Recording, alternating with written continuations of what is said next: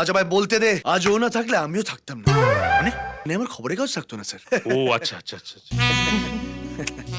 ও ওর প্রাণ নিজে হাতে করে নিয়ে গুপ্ত ছবি তুলে আমার খবরের কাগজে নতুন প্রাণ দিয়েছে স্যার। ওর মতন তরুণ তুর্কি ভারতবর্ষের মতন তৃতীয় বিশ্বের দেশে বড়ই বিরল। ওর রাশি, ওর লগ্ন ব্যারাক ওবামার সঙ্গে এক সুতোয় বেঁধে রাখার মতন স্যার। Sir please. আজ আমায় আটকাস না ভাই, আজ আমায় বলতে দে। যৌবনের দুধকে সম্মান জানানোর জন্য আমি আমার কোম্পানির পার্টনার করে নিয়েছি স্যার। তো দেখছি অর্ডার দেওয়া ছাড়া আর কোনো কাজই রইল না। কিন্তু এরকম একটা খুশির দিনে আপনি একা এলেন, আপনার স্ত্রীকে কেন আনলেন না? আসলে বৌদি তো বিয়েতেও আসতে পারবেন না। কেন? বৌদি বিয়েতে এলে আমরা ফেঁসে যাবো না। আসলে আমার স্ত্রীর শরীরটা খুব একটা ভালো নেই। না সে হতেই পারে, হ্যাঁ। শরীর থাকলে খারাপ হতেই পারে, আবার ঠিক হয়ে যাবে। কিন্তু ওই ওই যে অপূর্ব বললো যে ফেসে যাবে, সেটা কি? আসলে আপনারা আত্মীয় হতে চলেছেন, আপনাদের কাছ থেকে কিছু লুকোবো না। না মাথায় একটু গন্ডগোল আছে, দেখে বোঝা যায় না কিন্তু আছে।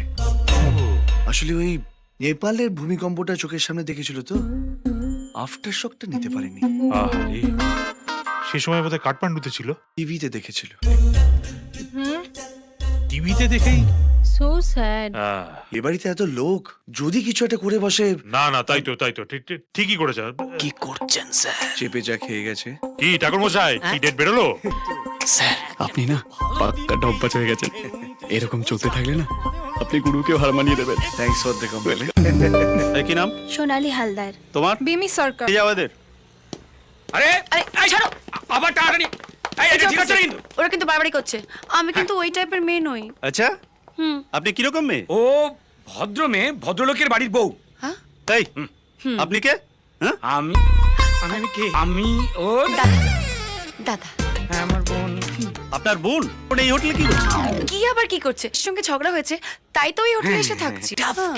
বরের সঙ্গে ঝগড়া হলো তো মেয়েরা বাপের বাড়িতে যায়, আপনি এই হোটেলে এই অফিসার পৃথিবীর সমস্ত মেয়েকে আপনার বাড়ির মেয়ের সঙ্গে গুলি ফেলছে কেন?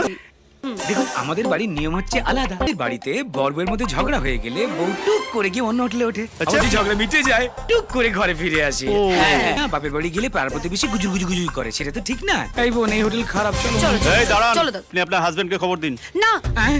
মানে হাজবেন্ডকে খবর দেবো কি করে?